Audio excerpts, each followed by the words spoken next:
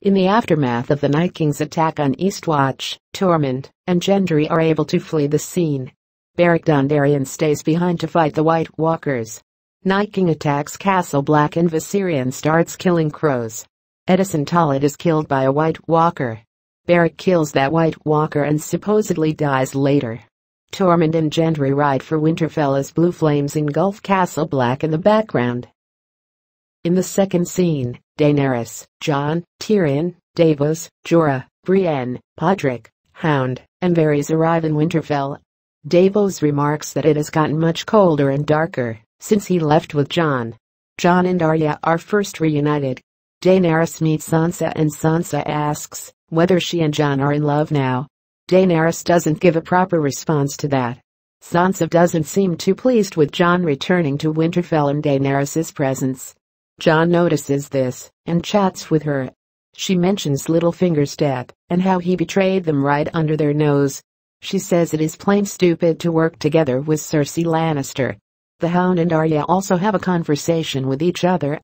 Arya tells the Hound she didn't regret to leave him behind without killing him. The Hound answers that Arya should have killed him right there, especially with the things he has seen beyond the wall. Euron Greyjoy arrives back in King's Landing with the Golden Company and meets up with Cersei Lannister and the commanders of the Golden Company in the Great Hall. Cersei thanks Euron for having the sellswords shipped to King's Landing. She then orders the commanders to take Storm's End and to have the army gathered in the fortress. Robert Baratheon once told her that the fortress has stood for many centuries, and she's sure that it will keep standing during the long night as well. Later that night, Euron Greyjoy is about to have sex with Cersei. Euron jokes that she won't miss her brother after she finds out what he can give her. Cersei's face says enough. She isn't too pleased with Euron in her bed. The following morning Euron leaves with his ship the Silence to transport the sellswords to Storm's End. After he comes back, he tells Cersei he wants to be her king.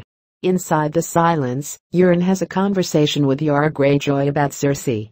Yara tells him that she knows he isn't interested in being Cersei's husband at all. Euron laughs and tells her that his good friends from Braavos will take care of that problem soon enough.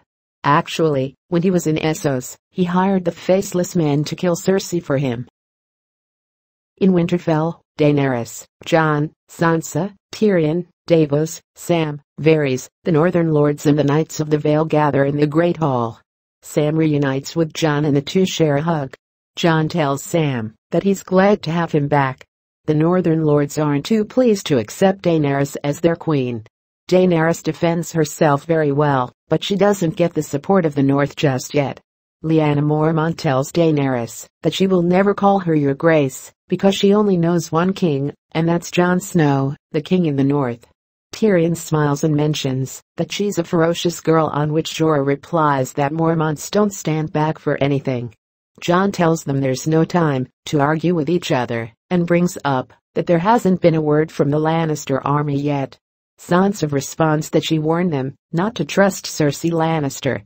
Tyrion mentions that they can trust his brother Jaime, but Daenerys doesn't seem to agree on this one.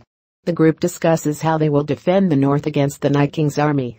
Jon tells Yohn Royce that it would be wise to lure the Night King in the Eyrie. Yohn Royce agrees. After the meeting, Daenerys tells Jon that the Northerners really are stubborn and small-minded people. In another scene, Jon observes Arya as she and Brienne train. Jon is impressed by his sister's fighting skills. Arya tells him that she has never forgotten to stick her enemies with the pointy end. He asks Arya why she didn't join the meeting in the Great Hall of Winterfell. Arya answers that Sansa is way better in those things than she is. In Volantis, Lady Melisandre enters the Red Temple. She's again welcomed by Kinvara. Melisandre tells Kinvara that she's played her part in the Great War to come. She has united ice and fire. She has served King Jon Snow, the prince who was promised, and brought him back to life. Kinvara tells Melisandre that she served their god well on that part, but she has also made a lot of mistakes, and she needs to pay for them. She tells Melisandre that their god demands one more sacrifice from her, which requires her to return to the North. Melisandre answers that she isn't allowed to enter the North. Kinvara smiles and answers Melisandre that she could benefit from her punishment then. Back in Westeros, we see Jaime Lannister at an inn when he meets with Bronn. Jaime's surprised to see Bronn and asks him that why he's followed him. Bronn answers that there's nothing left for him in that stinking city and he's up for some adventure in the north. Jaime is glad to have Bronn by his side. Bronn asks Jaime why he has left the woman he loves the most, but Jaime doesn't respond to his question. He then asks what he's planning to do now. Jaime tells Bronn that he's on his way to Riverrun to bring the Garrison Lannister army back to the fold. Bronn asks him why he would give up the castle he has been occupying. Jaime says he has nothing to gain from the castle. For all he cares, Lord Edmure can have Riverrun back. Tormund and Gendry arrive in Winterfell. Jon asks Sansa why Bran didn't take the time to join the meeting in the Great Hall and didn't even come to speak to him. Sansa tells him that Bran has changed a lot and calls himself the Three-Eyed Raven now. She tells him not to expect much of a conversation with him. Samwell comes in between and tells Jon there's something he and Bran urgently needs to tell him. Bran first sees Jon in the Godswood when he's looking into the past. Jon mentions that he has encountered a warg beyond the wall. Sam responds that Bran is much more than a warg, he's a greenseer. The two inform Jon Snow about his parentage, which Jon doesn't seem to believe at first. Bran tells Jon he knows everything about him. He saw him beyond the wall, surrounded by free folk. He saw him fighting at Hardhome against the Night King, and he saw how he was stabbed to death by his own men. Jon can't really believe he's a Targaryen.